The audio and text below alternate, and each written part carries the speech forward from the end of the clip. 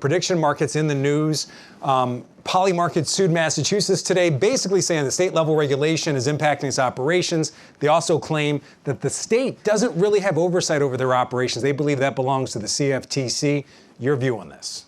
Well, look, prediction markets aren't new, and the definition of commodity is extraordinarily broad. There have actually been two things expressly excluded from the definition, which are onions and motion picture box office receipts. So we've got a lot of authority over these markets. They're markets that have really languished here on shore because during the prior administration, frankly, there was failure to act, failure to regulate. There was action to try to be a merit regulator and predict, ban things before a political election, but we're not going to do that. We're going to exert our authority, make sure these markets flourish here in the U.S. All right, that was a great answer, but I want to get down to just the bottom line of it. Do you agree or disagree with the argument that Poly Markets making that Massachusetts doesn't really have oversight over their operations? Well, that's right. I mean, the bucket shops and casinos and gaming that's been going on in states is perfectly valid and lawful activity, but when you get into derivative instruments, when you get into binary options, which are contracts that we have exclusive regulatory jurisdiction over, when there's a commodity involved, as I mentioned, which is a very broad definition,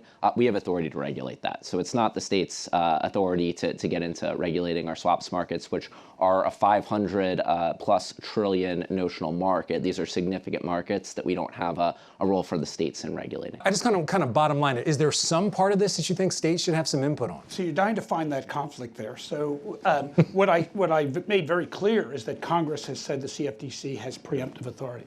I did say in our conversation, there may be some areas in games of chance where the states may, pursuant to their traditional role to look after the health and welfare of their citizens, may have something to say, such as an age by which young people can engage in these markets, whether there should be some limitations on betting on high school basketball games.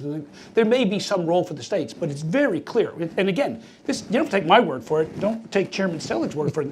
Congress made this decision. Right. It's in the law. It's the responsibility of the CFTC to fulfill its duty to set rules, as the chairman just said.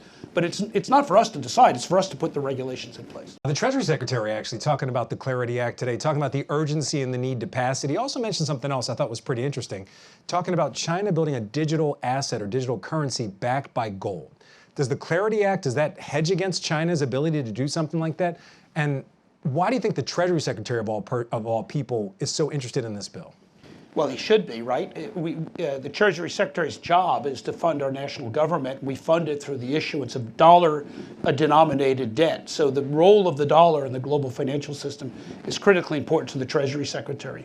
Actually, the CFTC has an important role to play. And it's because the CFTC regulates the markets for key interest rates, currency exchange, that underpin the dollar and makes it possible for people to hedge their dollar risk. That the CFTC, in fact, the CFTC was created in the 1970s to safeguard that role as the dollar is the world's reserve currency and the ability to hedge it. So the Treasury Secretary's reference to this. And the Clarity Act is important, I would argue, certainly for the digital currency industry. I would argue it's far more important for traditional finance. Our banks that are going to use this technology for their new architecture need the certainty that would come from federal regulation. So the banks need this, I would say, even more than crypto does.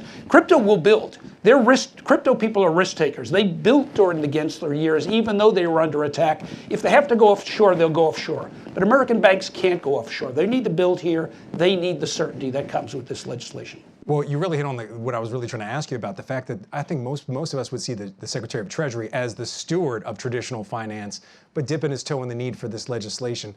Chairman, I want to come over to you. What did you make of the Treasury Secretary's comments today and about the urgency of this bill? Do you see that same urgency?